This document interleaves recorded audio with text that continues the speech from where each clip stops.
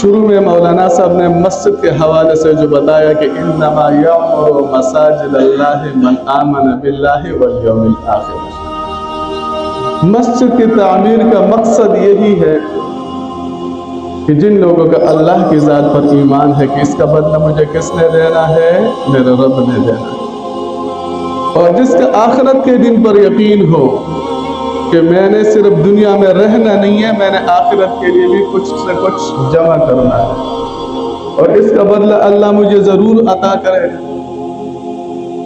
اس کے بعد دوسرے مولانا صاحب نے بہت زبردست بتایا کہ بھائیو اس مسجد کو آباد کرنا میرا اور آپ سب بھائیوں کا حق بنتا ہے۔ اور آخر میں حضرت شیخ صاحب نے جو بیان کیا، میں تو کہتا ہوں وہ تو تمام بیان کا خلاصہ اور نچوڑ انہوں نے بیان کیا کہ بھائیو سب اللہ کے بنو۔ جب آپ سب اللہ کے بنیں گے تو آپ کا مال کے بھی اللہ کا ہے، آپ کا اولاد بھی اللہ کا ہے اور اللہ کا ہونا چاہیے۔ جب آپ سب اللہ کے ہو جاؤ، من کان للہ کان اللہ لہ، اللہ تمہارا ہو جائے گا۔ حضرت مولانا ارشاد صاحب نے آپ کو ایک بات پہ تھوڑا سا اشارتاً بتایا کہ نبی پاک صلی اللہ علیہ وسلم جب مدینہ منورہ آئے تو رسول اللہ صلی اللہ علیہ وسلم نے مدینہ منورہ میں شیخ صاحب تشریف لائے، استاد جی آپ ادھر ہی آ جائیں، ادھر میرے پاس بیٹھ جائیں۔ تو سب سے پہلے نبی پاک صلی اللہ علیہ وسلم نے ادھر بیٹھ جائیں،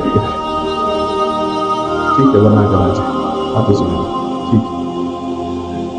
نبی پاک صلی اللہ علیہ وسلم نے مدینہ منورہ میں سب سے پہلے مسجد کا بنیاد رکھا۔ تو مومن کا بھی حق بنتا ہے کہ مومن جس جگہ میں بھی جائے تو سب سے پہلے اپنا مکان نہ بنائے، سب سے پہلے مومن کا حق بنتا ہے کہ مومن جدھر بھی جائے تو سب سے پہلے اللہ کا گھر بنائے۔ اللہ تعالیٰ حاجی صاحب کے اس عمل کو اپنے دربار میں قبول اور منظور فرما دے۔ حاجی صاحب نے یہاں پر اس زمین کا جو خریداری کیا، تو زمین کی خریداری کے ساتھ میں نے بتایا کہ حاجی صاحب میں آپ کو ایک مشورہ دیتا ہوں، وہ مشورہ یہ ہے کہ جدھر بھی آپ زمین خریدیں اس زمین میں سے کوئی نہ کوئی حصہ اللہ کے نام کو وقف کر لیا کریں، بے شک 5 مرلے کیوں نہیں ہے۔ تو اللہ تعالیٰ حاجی صاحب کے اس عمل کو قبول فرما دے۔ حاجی صاحب نے 10 مرلوں سے بھی زیادہ وقف کر دیا۔ پھر میں نے بتایا کہ اس کا بنانے والا اللہ ہے، اللہ تعالیٰ اس کو بنا لے گا۔ حاجی صاحب نے بتایا کہ مفتی صاحب میں نے اللہ سے دعا کیا ہے، انشاءاللہ اللہ کرے گا اللہ تعالیٰ اس مسجد کو ہمارے ہاتھ ہی سے بنائے گا۔ تو اللہ تعالیٰ نے ان کو توفیق دے دیا، اور یہ تمام کام نہیں ہوتے ہیں مگر اللہ کی توفیق سے ہوتا ہے۔ اور اللہ کا وما توفیقی الا باللہ، انسان کو توفیق نہیں ملتا ہے نیکی کے کام کا مگر اللہ کے حکم سے ملتا ہے۔ لا حول ولا قوت الا باللہ، علماء کرام تشریف فرما ہے لا حول عن المعصیت ولا قوت بالطاعت الا باللہ، انسان گناہوں سے بچ نہیں سکتا ہے اور انسان کسی نیک کام کو کر نہیں سکتا ہے الا باللہ۔ اگر انسان گناہوں سے بچ جائیں پھر بھی اللہ کا شکر ادا کرے۔ ایک انسان اگر نیک کام کر لے تو نیک کام پر بھی انسان اللہ کا شکر کرے کہ اے اللہ یہ آپ نے مجھے توفیق دیا ہے۔ ہم نے نماز میں دعا اللہ سے مانگی ہے، وہ دعا کیا ہے اہدنا الصراط المستقیم، اے پروردگارہ ہمیں سیدھے راستے پہ چلا دے۔ اے پروردگار آپ نے ہمیں ایمان تو نصیب کر دیا لیکن ایمان کے ساتھ اے پروردگار ہمیں استقامت کے راستے پہ بھی ہمیں چلا دے۔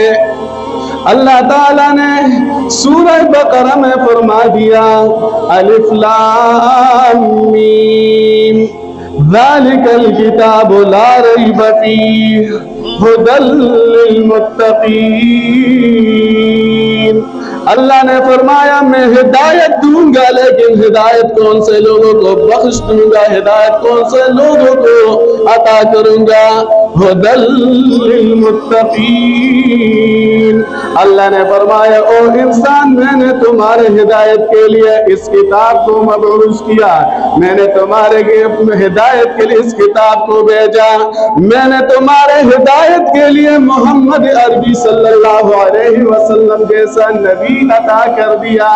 अगर आपने हिदायत लेना है तो अल्लाह ने फरमाया मैं हिदायत बख्श दूंगा, लेकिन कौन से लोगों को? मुत्तकी और परहेजगार लोगों को दूंगा।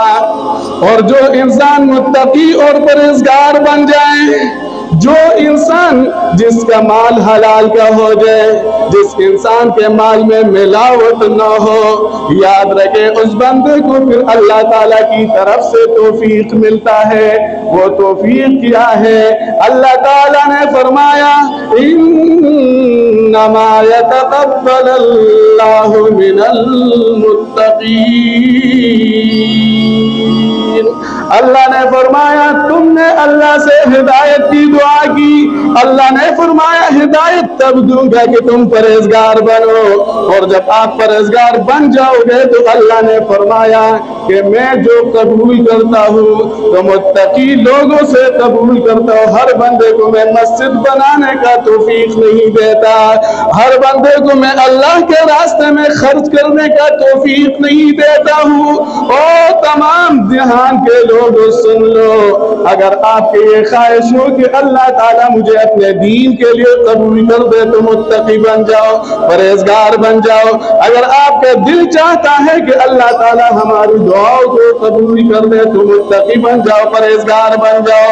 अगर आपकी ख्वाहिश है कि अल्लाह रब्बुल इज्जत का ज़ात मुझे अपने घर पर बुलाने की तौफीक बख्श दे तो मुत्तकी बन जाओ। अगर आपकी ख्वाहिश है कि अल्लाह ताला मेरे माल को अपने रास्ते में कबूल कर दे तो मुत्तकी बन जाओ।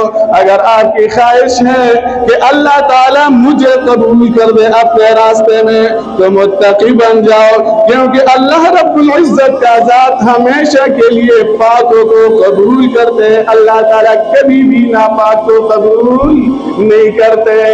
और ये मस्जिद बनाना ये किसका शेवा है, किसका काम है? सबसे पहले अल्लाह ने फरमाया इज़ यरफ़उ इब्राहीमुल क़वाइद मिनल बैत। सबसे पहले जिस बंदे ने खाना काबे का बुनियाद रखा है, अल्हम्दुलिल्लाह अल्लाह के फजल करम से ये मस्जिद भी आज उसी खाना काबे का एक शाख बन रहा है। सबसे पहले जिसने खाना काबे का बुनियाद रखा है वो कौन है? वो इब्राहीमुल क़वाइद मिनल बैत। सबसे पहले जिसने बुनियाद रखा था इस मकान का वो कौन सा शख्सियत थे? वो थे हजरत इब्राहीम खलीलुल्लाह अलैहिस्सलातु वस्सलाम। और दूसरे नंबर बनाने वाला इब्राहीम, उसके साथ मदद करने वाला, उसके साथ गारा बनाने वाला, उसके साथ पत्थर लगाने वाला कौन है? वह इस्माईल। अल्लाह ने ये तौफीक सबसे पहले इब्राहीम अलैहिस्सलाम को दिया था। उसके बाद अल्लाह ने इस्माईल अलैहिस्सलाम को ये तौफीक अता किया था। मोहम्मद अरबी सल्लल्लाहु अलैहि वसल्लम को देखो, जब मदीना मुनव्वरा में जाते हैं तो सबसे पहले मस्जिद का बुनियाद रखते हैं। हाजी साहब के लिए चाहिए, मैं हाजी साहब का बड़ाई बयान नहीं करता, हराम है कि अल्लाह की दरबार में रोते रोते हुए अल्लाह का शुक्र अदा करे। ए परवरदिगारा, ये आपका मुझ पे बहुत बड़ा एहसान हुआ है। तो आगे से कौन सी बात है? इब्राहीम अलैहिस्सलाम और इस्माईल अलैहिस्सलाम, इन दोनों अंबिया किराम ने जब खाना काबे का बुनियाद रख लिया तो खाना काबे के बुनियाद के बाद क्या कहता है?